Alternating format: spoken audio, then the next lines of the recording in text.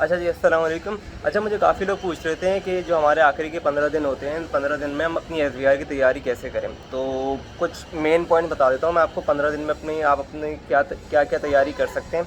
सबसे पहले ना आप लोगों को ये करना है कि जो भी आप लोगों के स्टैंडर्ड है, तो उसको स्टैंडर्ड को शुरू के जितने भी आपके लास्ट 15 दिन बच रहे हैं, जो भी अब दिन बच रहे हैं ना, उसके अंदर 15 दिन तक रोज़ सुबह उठ के सबसे पहले ना सिर्फ अपने जो मेन पॉइंट्स होते हैं, जो स्टैंडर्ड आपको मुश्किल लग रहे हैं, जो भी जिसमें आपको मसला लग रहा है, उनके सिर्फ मेन पॉइंट आप रिवाइज़ कर लें। सुबह सबसे पहले आपको यही उठ के करना है कि जितने भी आप लोगों के स्टैंडर्ड्स हैं ना, सबसे पहले आप उसको रिवाइज़ कर लें।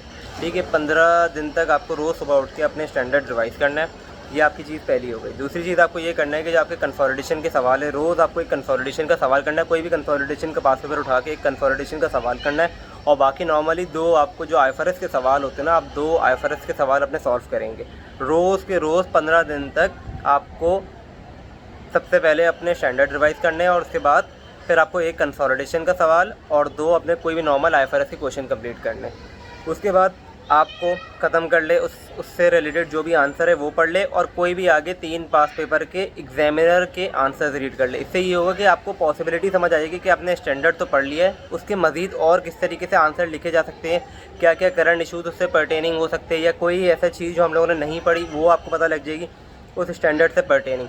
तो आपको कोई भी 3 पास पेपर हो गए या 3 क्वेश्चन हो गए, उसके एग्जामिनर आंसर सही तरीके से पढ़ने। जितनी कोशिश हो 3 पढ़ ले, 4 पढ़ ले, लेकिन एटलीस्ट 3 एग्जामिनर आंसर रोज़ आपको पढ़ने हैं। सिर्फ जो आप लोगों ने क्वेश्चन प्रैक्टिस किए ना, उसके अलग से, उसके अलावा आपको 3 एग्जामिनर आंसर मज़ीद पढ़ने हैं। जो आपने कंसोलिडेशन का सवाल किया उसके आंसर तो पढ़ना ही है, 2 जो आईएफआरएस के सवाल किए उसका भी आपको एग्जामिनर आंसर पढ़ना है, और बाकी 3 मज़ीद क्वेश्चंस का कोई एग्जामिनर का आंसर पढ़ना है। फिर बाकी आपको ये करना है कि जो भी आप लोगों के एथिक्स के सवाल है ना, एथिक्स के सवाल में कोशिश ये करिएगा कि उसको लिखे ना, क्योंकि मेरी भी यही कोशिश होती थी, मैं इसको लिखता नहीं था, क्योंकि कोई आपके पास जो एथिक्स के सवाल आते हैं तो कोई फास्ट फॉरवर्ड रूल नहीं है, वो सिनेरियो वाइज वेरी कर रहा होता है, हर सिनेरियो अलग होता है। सिर्फ आपको जितना हो सकता है आप एथिक्स के सवाल को रीड करें, 15 है 20 है जितने भी आपके पास पास पेपर के अंदर है, एथिक्स के सवाल बस रीड कर लें। उससे आपको ये होगा कि आपको समझ आ जाएगी कि लिखना किस तरीके से, एग्जामिनर का आंसर, और क्या कहते हैं बाकी पर्टेनिंग जो भी होगा ना कि एथिक्स के सवाल में पूछ क्या सकते हैं, क्योंकि हम लोगों ने जो भी हमारा एफर्ट से रिलेटेड है उसमें हम एथिक्स पढ़ के आए होते हैं। तो आप कोशिश ये करें कि एथिक्स के सवाल के अंदर मतलब कंप्लीट कर लें, जो भी इसको समझ लें, उसका रूल किस तरीके से लिख रहे हैं, आंसर किस तरीके से शुरू होता है, उससे क्या क्या डायरेक्टर से पर्टेनिंग, हमारी इंटेग्रिटी से पर्टेनिंग, ऑब्जेक्टिविटी से पर्टेनिंग, क्या कॉन्फ्लिक्ट ऑफ इंटरेस्ट आ सकते हैं, पॉसिबल जितने भी आप वो आंसर आप उसको पढ़ लें। फिर आपके पास हमारे पास आती है 5वीं चीज़। आप लोगों ने एथिक्स पढ़ लिया, आप लोगों ने क्या कहते हैं पास पेपर की प्रैक्टिस कर लिया, आपने आईएफआरएस रीड कर लिया। फिर आपको ये कोशिश करनी है कि आखिरी दिन जो आपके पास हो, 3-4 दिन जो आप लोगों का बच रहे हो, उसके अंदर 5 मॉक के एग्जामिनर मॉक एग्जाम्स आपको सॉल्व करने हैं, ताकि आपको एक पता लग जाए कि एग्जाम सिनेरियो में 3 घंटे या 3.5 घंटे का पेपर किस तरीके से कंप्लीट होना है। आपकी प्रैक्टिस हो जाएगी तो जाहिर सी बात है फिर आप लोगों को उस चीज़ में एग्ज़ाम के टाइम के अंदर ये मसला नहीं हो रहा होगा कि आपको टाइम मैनेजमेंट में इशू हो रहा हो, या क्वेश्चन समझने में इशू हो रहा हो, या उसके पैटर्न में इशू हो रहा हो।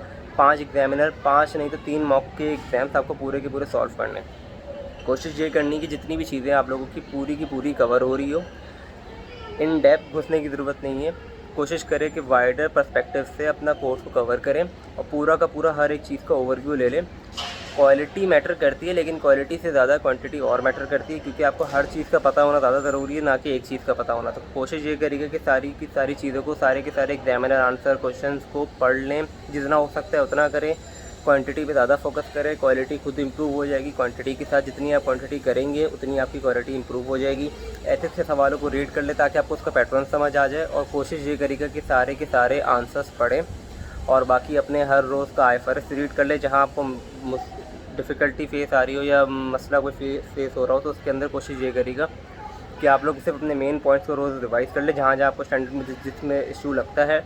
बाकी अपने आईएफआरएस के सवाल रोज़ 2, एक कंसोलिडेशन का सवाल, बाकी 3 आपको एग्ज़ाम से पहले मॉक्स कंप्लीट करने, 3 नहीं तो 5 करने अगर टाइम मिले। बाकी अपने एग्जामिनर आंसर रोज़ के रोज़ रीड करने होंगे। बाकी इंशाल्लाह 15 दिन तो बहुत होंगे अगर आपने इस तरीके से अपनी प्रैक्टिस कर ली, और आपका पेपर इस तरीके से निकल जाएगा। बाकी प्रोफेशनल मार्क्स आप लोगों के इसके अंदर फ़िलहाल सितंबर टाइम से कोई चेंजेस है, सितंबर टाइम तो कोई चेंजेस है नहीं। सितंबर से एप्लीकेबल होगी, जो कि 20 मार्क्स के हमारे प्रोफेशनल मार्क्स एप्लीकेबल होंगे, लेकिन अभी तक वही 4 के 4 मार्क्स प्रोफेशनल है। तो प्रोफेशनल मार्क्स आपकी क्वालिटी के ऊपर मैटर करते हैं कि आपने आंसर का स्ट्रक्चर किस तरह पैटर्न किया, प्रोफेशनलिज्म किस तरह से दिखाई है। बाकी इसमें अभी तक कोई प्रोफेशनल मार्क्स नहीं, तो अपनी कोशिश ये करिएगा जो अभी तक पैटर्न है उस पर ही चलते हुए जो चीज़ पॉसिबल हो उस चीज़ को कंप्लीट कर लें।